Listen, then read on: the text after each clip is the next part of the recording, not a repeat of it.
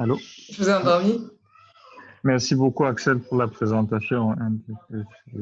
C'est effectivement très intéressant. Moi, j'avais une question par rapport à l'image.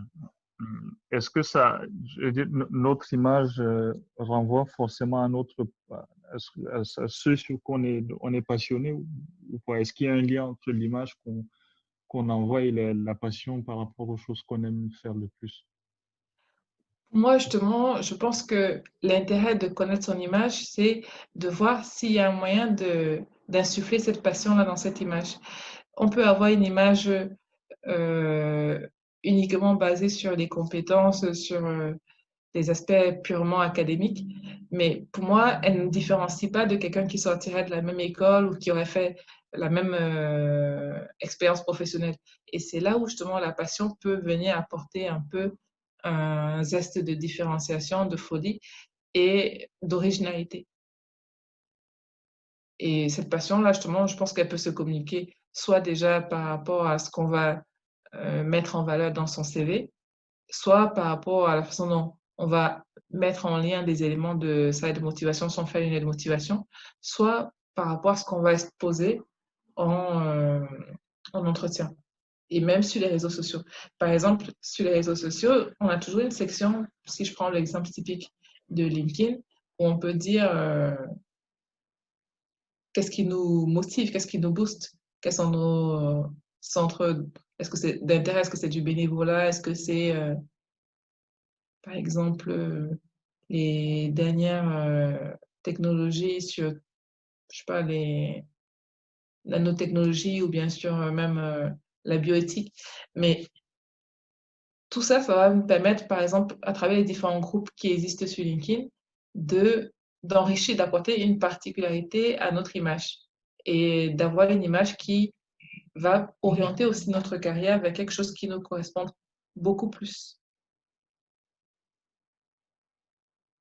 Parce que ce que je perçois, c'est que souvent, on ne se pose pas la question de notre image, on se laisse juste vivre en envoyant des CV quand on a besoin de changer, en envoyant des lettres de motivation quand on nous en demande, sans prendre le temps de s'arrêter comme ça. Et du coup, on se retrouve parfois à prendre le premier poste où ça match, alors que si on avait travaillé un peu plus à l'avance, on aurait peut-être passé 3, 4 entretiens de plus et on aurait trouvé vraiment la chaussure qui sied à notre pied, qui nous correspond. On peut toujours se tromper, bien sûr, mais pour moi, c'est la passion qui fait que, justement, même quand on va être dans des moments un peu plus moroses en entreprise, si on a choisi un secteur ou une entreprise ou si on a réussi à rejoindre une équipe où on se rejoint au niveau de quelques éléments qui nous stimulent, voilà, c'est beaucoup plus facile à vivre, quoi. Je sais pas si ça répond un peu à C'est ta clair. question. Oui, c'est clair. C'est clair, merci. Ok, bonsoir tout le monde. Bonsoir Axel. Une question. Oui, PC. Oui, aujourd'hui avec les masques, est-ce que c'est possible de lire encore l'expression des collègues lorsqu'on fait une intervention ou lorsque on entre en interaction? Oui, déjà, la première des choses qu'il faut voir, c'est que les masques, ça couvre la moitié du visage, certes, mais tout notre visage exprime quelque chose. Donc, quand on sourit, parfois on a les yeux qui pétillent. Et donc ça passe. La voix aussi permet de passer des émotions. Et c'est pour ça que, notamment quand les gens sont stressés en entretien, ça se ressent. Parce que le corps se stresse, la voix aussi, l'intonation change. Et le fait, par exemple, de passer plusieurs entretiens, ce que j'ai remarqué, c'est que ça enlevait cette partie de stress et ça permettait d'être naturel. Donc, même si on a des masques, si par la voix, on arrive à transmettre le fait qu'on est intéressé par une entreprise ou qu'on est heureux, par exemple, ou animé d'un bon état d'esprit, on va dire. Tout n'est pas forcément une question juste d'être heureux par rapport à un collègue ou par rapport à quelqu'un avec qui on est amené à intervenir, auprès de qui on est amené à intervenir, ça se ressent ces ondes-là, cette énergie positive. Après, c'est sûr que j'espère quand même qu'on ne va pas rester avec des masques pendant encore un an, mais il y a des choses à faire. Et puis, il y a aussi dans toute cette partie en amont, contact en amont, des interactions qui peuvent se faire et qui peuvent faire que même si on ne se voit pas, on a quand même déjà créé un peu une base qui permet d'établir une certaine confiance et qui met un peu à l'aise. Ok, merci. Oui, Axel, j'avais Oui, aussi une question, je ne sais pas si tu m'entends. oui, je t'entends. Voilà, donc bravo déjà pour ta presse, hein, c'était très clair. Merci. Euh, moi, ma petite inquiétude, c'est que euh, par rapport à, enfin, on est tous des ingénieurs, hein, mais Mm. moi, quand je regarde ceux qui étudient souvent dans le système francophone, en Oui. fait, c'est pas par passion qu'on va arriver forcément dans une filière ou une autre. Mm. Parce que, par exemple, en France, par exemple, on va pas s'intéresser à, quand tu t'orientes, on va pas te faire un test pour bien voir est-ce que vraiment tu as tel trait de personnalité, quel est ton profil, est-ce que vraiment telle ou telle chose te correspond. Mhm. Ou souvent, les gens, ils vont s'orienter parce que, bon, là, on a un secteur qui est porteur, il y a un truc qui a l'air d'être tendance, machin et tout. Mhm. Donc, au final, on se retrouve à faire des métiers. À la longue, on se rend compte que, bon, finalement, ça ne nous passionne pas, mais bon, c'est notre job. Après, Mhm. voilà, on acquiert des skills et tout, on est pro. Mhm. Et donc, en réalité, quand on va chercher un job, c'est pas forcément ce qu'on va y faire qui va être important. Enfin, je vais peut-être parler pour une certaine partie des personnes, hein, ceux qui ne sont pas passionnés. Donc, on va d'abord chercher un boulot parce que, bon, peut-être que au moins, on va chercher des ambiances qui sont au moins saines, des bons managers et tout. Mhm. Donc, du coup, ça fait des choses qui sont pas sur les sites institutionnels. Oui. Donc, je ne sais pas si c'est un aspect que tu as abordé pour que nous, on puisse finalement retrouver au moins ces contextes-là quand on décide de changer. Parce que clairement, en tout cas, le système dans lequel nous, on s'est plongé, hein. Donc, Mhm. moi, en tout cas, moi, je suis devenu ingénieur, mais réellement, ce n'était pas la passion. On était dans une affaire où il fallait choisir. Et moi, je suis allé là où je voyais qu'il y avait plus de monde qui allait. Bien sûr, bien sûr. Voilà. Alors, pour Et répondre c'est à ta peut-être question, différent par vas-vas-y. exemple, aux États-Unis, je sais ils sont beaucoup fans en fait des tests de personnalité et tout. Donc Oui. peut-être qu'avec ces choses-là, ça révèle plus. Les patients vont être révélés en amont, même de Mhm. rentrer dans le circuit universitaire. Et comme ça, vraiment, tu peux choisir quelque chose qui te passionne. Oui, c'est vrai. Ok. D'ailleurs, moi, j'avais remarqué, pour la parenthèse, quand j'ai fait un semestre d'échange en Irlande, que j'étais sur un campus, hein, un campus universitaire, et les gens qui étaient en fac comme moi, déjà, moi, j'avais le cliché français où le CV, quand tu es débutant, doit tenir que sur une page, alors que eux, c'était 2 pages minimum, et tu insistais, tu développais tous tes petits jobs que tu avais fait à côté pour montrer dans tout ce que tu avais fait comme activité extra-scolaire ce que tu aimais bien faire, tous tes talents, tous tes loisirs, que ce soit du babysitting pour montrer que tu étais autonome, capable de prendre des décisions, que ce soit n'importe quel job. Et effectivement, le conditionnement plutôt dans lequel on est, où on va d'abord vers une profession parce que on veut avoir un emploi à la clé, on veut avoir une sécurité financière, ça nous met parfois en dernière, on va dire, en dernière roue du carrosse, la passion. Mais là où cette recherche de son image et son travail, ce travail de l'image est important, c'est que ça va venir un peu décloisonner ses premiers choix. Parce que déjà, on va pouvoir élargir son cercle de connaissances à des gens qui sont peut-être passionnés de la même chose que nous. On va peut-être pouvoir trouver des moyens de faire des ponts entre notre activité principale et ces passions-là. Et c'est pour ça que je parlais de l'importance au niveau des outils, par exemple, du développement personnel aussi. Parce qu'on va peut-être se rendre compte que on peut créer, même dans son travail, même dans son activité, des micro-tâches ou des tâches même occasionnelles où on peut mettre en avant ce qu'on aime bien. Un exemple typique. si je suis dans un poste où je fais que de l'installation et que moi, ce que j'aime, c'est transmettre des connaissances, transmettre, par exemple, ma passion de certains sujets. Je me dis, idéalement, j'aurais préféré être enseignante. Mais bon, j'ai choisi l'ingénierie parce qu'au moins, je suis sûre d'avoir une carrière tranquille. Et en plus, j'ai choisi l'ingénierie en informatique parce que je suis sûre qu'il n'y a pas de chômage. Mais au fur et à mesure que je travaille sur mon image, je me rends compte, pas forcément au tout début, mais au bout de 2, 3 ans, ou même au bout de 5 ans, que j'aime partager mes connaissances. Dans le poste où je suis, je vais essayer de voir, est-ce que je peux pas suggérer, par exemple, des petites présentations ou bien des petits partages de connaissances. Après, au fur et à mesure, en fonction de la taille de l'entreprise où je suis aussi, je vais voir si je peux pas pousser de temps en temps pour peut-être des prestations de formation en interne ou en externe pour les clients. Et après, avec le réseau que je me suis créé, par exemple, soit d'anciens de mon école ou soit via LinkedIn ou les autres réseaux sociaux, je vais peut-être être mise en relation avec d'autres personnes et peut-être développer une activité parallèle, peut-être bénévolement, peut-être plutôt même salarié, sur cette passion-là. Et c'est pour ça que les parcours sont beaucoup moins rigides aujourd'hui qu'il y a 10 ou 15 ans. Il y a des gens qui font une profession pendant tel nombre d'années, après ils font une parenthèse où ils font quelque chose d'autre, après ils font une autre profession où ils reviennent à leur première profession. Et c'est l'intérêt justement de se connaître pour faire le lien entre toutes ces étapes de soi. Pour pouvoir dire, voilà, j'ai peut-être fait celle-là au départ parce que c'était la voie toute tracée, et puis je me suis remise en question ou je me suis remise en cause sur mes intérêts au fur et à mesure de mon gain en sérénité, on va dire.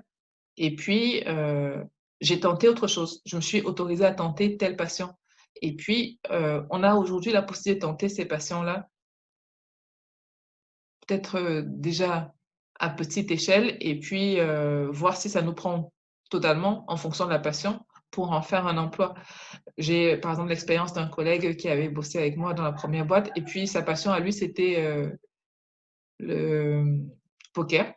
Bah, il est parti en vacances en Thaïlande et puis il n'est jamais revenu de ses vacances parce qu'il avait testé sa passion là-bas et puis il a réussi à faire suffisamment d'argent pour vivre et puis il est resté là-bas. Après, plus tard dans sa carrière, il a peut-être rebasculé vers son métier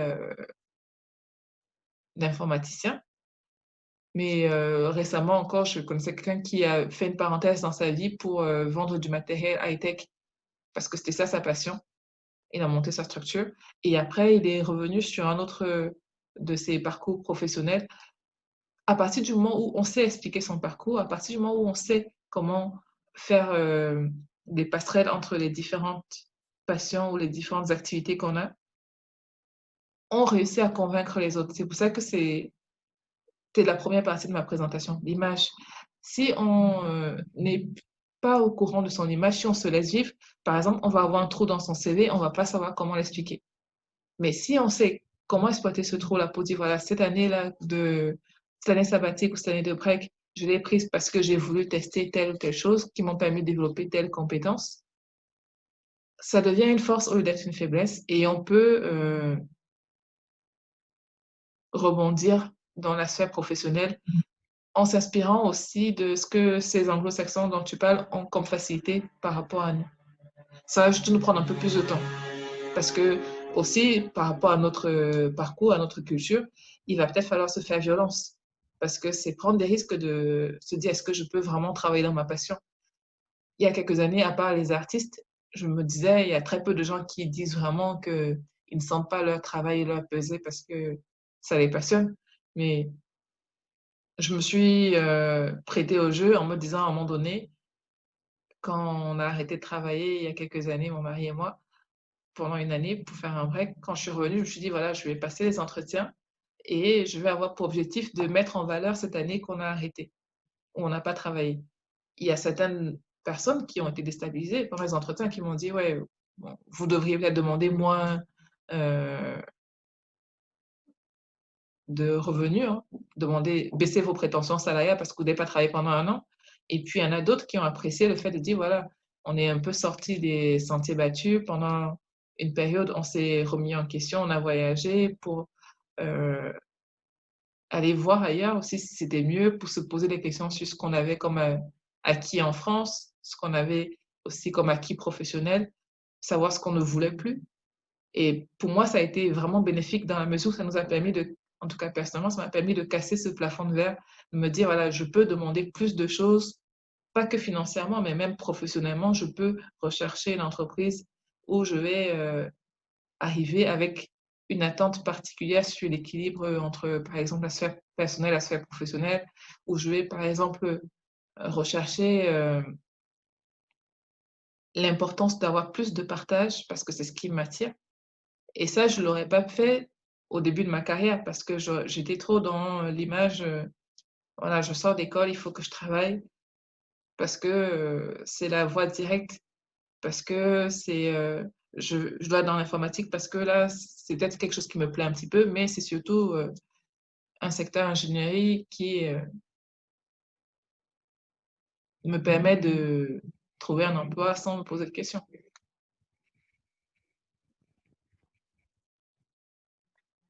Je ne sais pas si ça apporte un peu des éléments.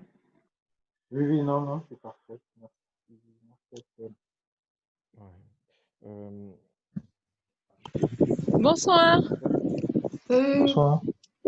c'est Grâce, Christelle.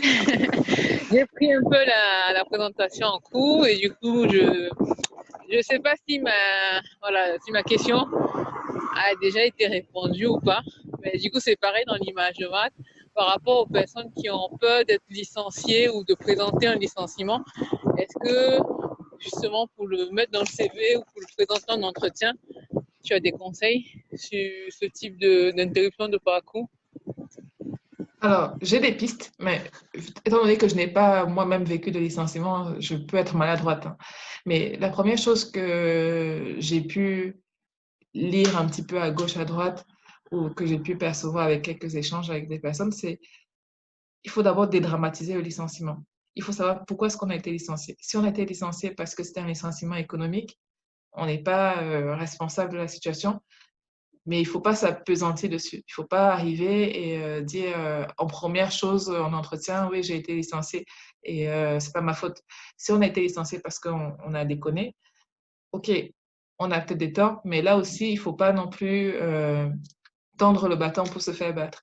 Je pense que la première des choses, c'est de trouver quelles sont les qualités qu'on avait, qu'on a pu mettre en avant dans l'expérience qu'on avait et celles qu'on n'a pas pu mettre en avant.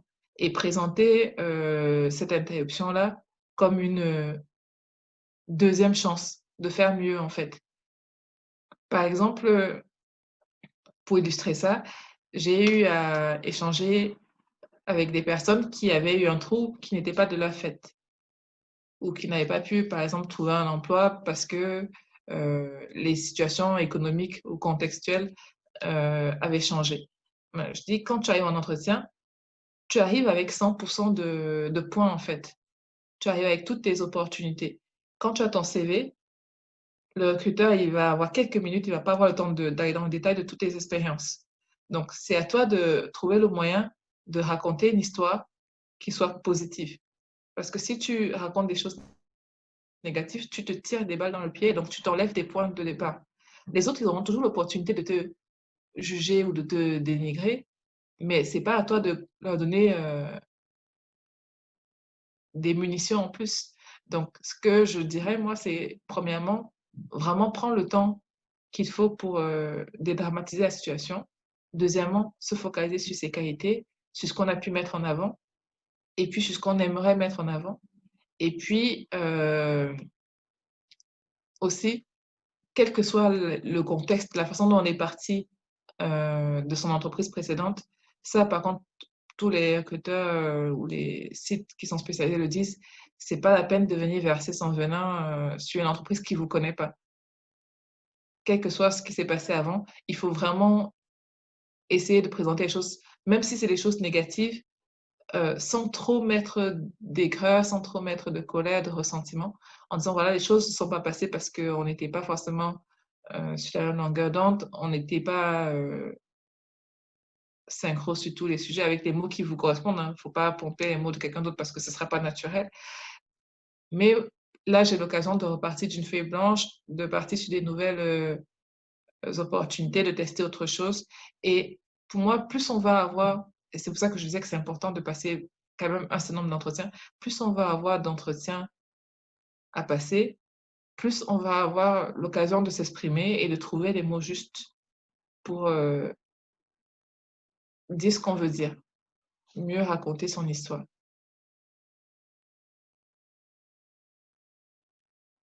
Et notamment, je pense que les expériences, que ce soit à travers des vidéos ou des sites spécialisés sur tout ce qui est entretien, CV, recherche d'emploi, peuvent nous donner des petites astuces pour bien mettre en avant ce qu'on apporte et réduire la lumière sur ce qu'on a pu avoir comme obstacle ou comme écueil dans sa carrière professionnelle. Et puis avant toute façon, on est une personne avec des compétences, avec des qualités, avec un savoir-être et un savoir-faire.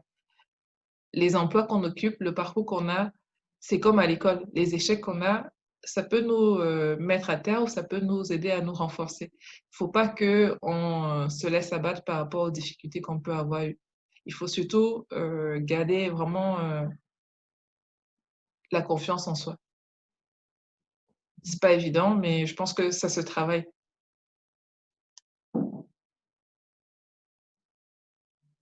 Ok, merci pour ta réponse qui me satisfait. Et j'espère que les autres personnes aussi ont Ouais. trouvé une bonne réponse. Merci. Merci beaucoup, Axel. J'ai une question. Je ne sais pas si c'est une question ou un commentaire, mais je veux quand même avoir ton commentaire. Oui. Ce qu'il arrive souvent aussi, c'est qu'on constate, je crois que quand on grandit professionnellement, on le comprend. Bien sûr. Au-delà de l'image, au-delà de toutes les qualités qu'on peut avoir, il y a souvent des recrutements qui sont aussi faits au feeling. J'ai envie de dire, quand vous arrivez devant le CEO, devant un responsable, et après il vous dit, bon, en fait, je vous ai pris parce que j'ai vu ça, parce que ouais, le contact passait. Donc, ce que je veux dire, c'est vrai, on peut avoir une très belle image, un très beau CV, mais il y a ce paramètre-là qui est souvent qui est difficilement maîtrisable. On m'a dit, ouais, c'est beaucoup de feeling, c'est beaucoup de sensationnel, c'est un peu de l'émotionnel, et c'est moins d'objectivité. Est-ce que c'est quelque chose vraiment aussi qu'on peut considérer, je sais pas, en termes de toi, ton commentaire là-dessus, quoi. Oui. Alors, dans l'image, ce que j'ai dit après, c'est que une fois qu'on connaissait son image, il y avait différents outils. Donc, j'ai cité le CV, la lettre de motivation, les réseaux sociaux, mais j'ai aussi cité les entretiens. Et pour moi, la partie feeling du recruteur, je peux pas la contrôler, mais par contre, je peux contrôler ma partie feeling à moi. Et plus justement, je vais être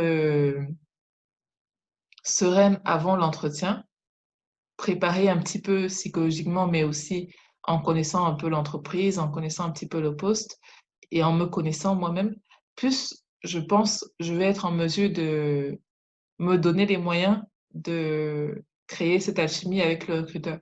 Parce que, par exemple, je vais arriver déjà en me disant que c'est un échange et pas que eux, ils sont en train de faire du mécénat.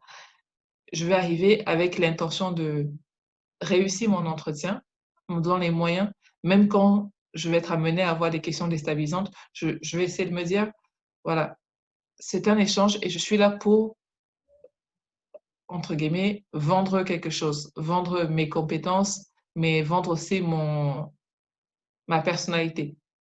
Et donc, au niveau de cette action-là, ce que je disais dans les outils, c'est que quand je sais que j'ai un entretien avec une entreprise ou avec une personne, si j'ai le nom de la personne, moi aussi, je me prépare mentalement en faisant un peu mes recherches. Ça peut prendre un peu de temps, mais au moins savoir à peu près depuis combien de temps la personne est dans l'entreprise ou depuis combien de temps l'entreprise existe ou le service. Et si je n'ai pas ces éléments-là, je me prépare toujours quelques petites questions d'anti-sèche avant d'arriver en entretien.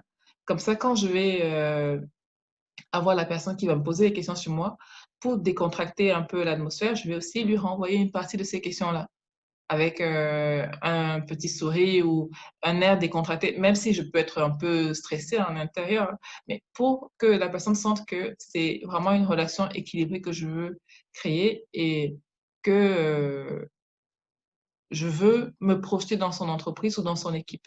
Et c'est ces questions que tu vas poser ou que tu vas amener qui vont peut-être créer justement cette alchimie que tu ne pourrais peut-être pas avoir juste avec un CV ou avec une lettre de motivation. Par exemple, ce qu'on oublie souvent, c'est que les recruteurs, ça reste des êtres humains comme nous. Donc, par exemple, quand j'arrive et que je vois que la personne n'a pas eu le temps de voir mon CV, je peux le prendre mal, mais je peux aussi dire, voilà, elle a été peut-être débordée et je peux faire une phrase un peu légère pour détendre l'atmosphère en disant, voilà, euh, vous n'avez peut-être pas eu le temps, mais voilà ce que je peux dire de moi en quelques mots ou en quelques minutes. Si je vois par exemple que la personne m'interroge sur mes défauts, bah, je peux essayer déjà de les présenter sur un axe d'amélioration. Et puis, si la personne m'interroge, par exemple, sur mes loisirs, je peux demander s'il y a des personnes qui pratiquent ce loisir dans l'entreprise. Pour essayer toujours de faire des ponts avec le côté humain, en fait, que ce soit pas juste une partie formelle. C'est amener un petit peu de, certains appellent ça l'intelligence émotionnelle dans l'entretien, pour essayer de créer cette connexion-là, qui va peut-être faire que après l'entretien, on va se souvenir plus de moi que d'une personne qui aura juste déroulé son parcours. Et puis après, on n'est pas à l'abri, hein. Ça peut aussi ne pas matcher. Ça peut aussi être qu'on arrive en entretien et puis la personne avait une image prédéterminée de comment allait se passer l'entretien, de comment est-ce qu'on allait être. Ça, on n'aura pas la maîtrise dessus. Mais déjà, au moins, si de son côté, on arrive avec la volonté de donner le maximum, de paraître et d'être naturel autant que possible, on met quand même beaucoup de chance de son côté pour que l'alchimie se crée. Et puis, moi, j'ai toujours aussi ce que je prévois, parfois en entretien, c'est plusieurs exemplaires de mon CV. Comme ça, si la personne n'a pas prévu, voilà, je le donne de façon décontractée pour toujours donner l'impression que je suis détendue, que je suis prête à cet échange-là. Ok. Merci pour tes détails. Pas de souci. Par contre, qu'est-ce qui arrive si on est en entretien et que au bout de quelques minutes, ça ne marche pas du tout? Ça, c'est des choses sur lesquelles j'ai pas de réponse. Ouais.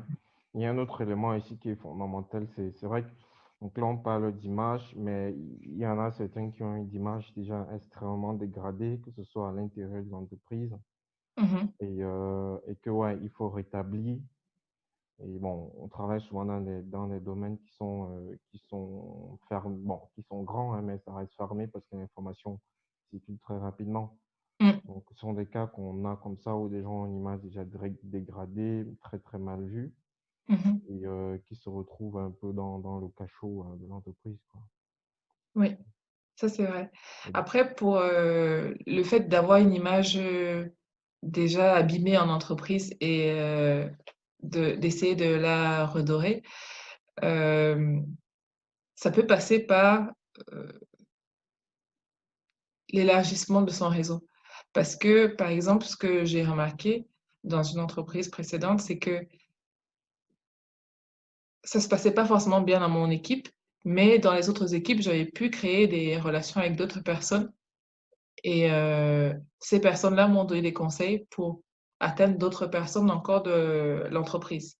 Et du coup, par ces moyens divers-là, j'ai pu finalement avoir des échanges ou des activités qui m'ont permis quand même de m'épanouir, même si dans un périmètre donné de l'entreprise, c'était un peu plus houleux. Je sais que cette notion aussi de réseaux sociaux, ça a permis à une collègue de cette entreprise-là de rebondir différemment parce qu'elle était dans un poste où justement il y avait énormément d'étiquettes, donc son poste était bien circonscrit et elle n'avait pas de moyen d'en sortir. Et le fait de nourrir son profil sur les réseaux sociaux, sur LinkedIn, d'aller assister à des conférences style meet-up sur des sujets qui l'intéressaient, ça a permis qu'elle puisse régulièrement faire des publications, que les gens de l'entreprise remarquent ces publications-là parce que ça apportait de la valeur ajoutée à l'entreprise. Et à un moment donné, quand on a voulu l'écarter d'une grande messe que l'entreprise faisait, c'est les clients qui ont réclamé sa présence. Et finalement, elle s'est retrouvée à présenter un atelier alors qu'on avait coupé son nom dans la liste des gens qui devaient présenter. Et toujours dans ce domaine-là, j'avais assisté il y a 1 an et demi ou 2 ans à SI au féminin, Sciences ingénieurs au féminin. C'est une édition pour vulgariser un peu les sciences de l'ingénieur auprès des jeunes filles de collège et lycée. Et il y avait une dame, pareil, qui avait témoigné auprès des jeunes comme ça, du fait que si tu ne peux pas passer par la porte quelque part, il faut aussi trouver la fenêtre par laquelle tu peux passer. Et ça peut passer par différents biais. Ça peut nécessiter, dans certains cas, effectivement, de trouver des alliés dans d'autres équipes ou dans ton équipe. Ça peut aussi passer par le fait de peut-être faire le dos rond ou bien, comment dire ça, se faire un peu petit quelques moments, le temps que les ouragans passent, et puis reprendre du poil de la bête. Parce qu'il ne faut pas non plus être naïf. Il ne faut pas imaginer que tout le monde nous veut du bien en entreprise. Ça peut aussi arriver qu'il y ait des gens qui ne nous veulent pas du bien. Il ne faut pas non plus ignorer aussi les blessures qu'on peut avoir quand on a justement ces étiquettes-là ou quand il y a son image qui est écornée. Mais il existe vraiment des outils pour rebondir. Moi, j'ai parlé tout à l'heure dans la présentation un peu de développement personnel. Je pense qu'il y a de tout et du bon comme du moins bon, mais ça permet vraiment à des personnes qui ont traversé des moments difficiles ou des situations difficiles de faire la part des choses, d'évacuer un petit peu tous ces aspects négatifs-là, de voir aussi les erreurs qu'on peut faire, pas forcément de son propre fait, peut-être parce qu'à certains moments, on est juste très gentil et du coup, on laisse les autres prendre le pied sur nous, soit parce qu'on ne va pas forcément mettre en valeur son travail parce qu'on a commencé son boulot dans une certaine perspective. Et par exemple, on se dit, voilà, si je fais bien mon boulot, les autres vont forcément s'en rendre compte. Et on se retrouve dans une société ou bien dans une structure où ce sont uniquement ceux qui mettent en valeur leur travail qui sont reconnus. Et ça, c'est des éléments sur lesquels on doit mettre le doigt pour pouvoir travailler aussi cette image-là. Quand je parlais de connaître son image, c'est pas juste son image statique, c'est une image qui évolue. Donc, si je vois que, par exemple, pour que mon travail soit reconnu, il faut que j'en parle, voilà, ça veut dire qu'il faut que je travaille un petit peu peut-être sur ma timidité ou bien sur mon élocution pour réussir à mettre en valeur mon travail. Si je vois que, par exemple, dans l'équipe où je suis, les gens sont assez individualistes et que ça ne correspond pas à ma personnalité, je ne vais pas forcément devenir individualiste, mais je dois me poser la question de savoir est-ce qu'il y a un moyen de placer des billes quelque part pour que l'équipe devienne un peu plus collective, team player, ou est-ce que moi j'ai le moyen d'une façon ou d'une autre de me préserver quand même, de mettre en valeur ce qui fait ma force. Si ma force c'est ce côté collectif-là, que je ne me fasse pas éteindre cette lumière-là parce que je suis toujours face à des gens qui vont pas être sur la même longueur d'onde que moi. Et puis, autre chose par rapport au milieu qui est petit et où tout se sait, tout se dit, parfois aussi, travailler son image, ça passe par des recommandations. Si mon image a été écornée par pas mal de gens qui ont dit des choses négatives de moi, il suffit peut-être que je me donne la chance de travailler ou que j'ai une opportunité et du coup que je la saisisse de travailler avec quelqu'un d'autre qui ne me connaît pas, qui vient d'arriver dans l'entreprise ou qui est d'une autre équipe, qui n'aura pas a priori d'a priori sur moi Et si cette collaboration se passe bien, en profiter pour valoriser ça et essayer de contrebalancer ce qui a pu être dit de négatif sur moi. Voilà, c'est un peu ce que je veux dire. Mais c'est pour ça que c'est aussi important de faire attention à cette image-là. Parce que ça peut arriver qu'on ne se rende pas compte de ce que les gens disent de nous. Ça peut arriver qu'on ne prête pas attention non plus, même si on se rend compte. On ne prête pas attention à ce que les gens disent de nous. Et ça dénigre ou ça dévalorise, ça abîme notre image. Mais à partir du moment où je m'en rends compte, il ne faut pas que je fasse la politique de l'autruche. Il faut que je mette en place des mécaniques ou des moyens pour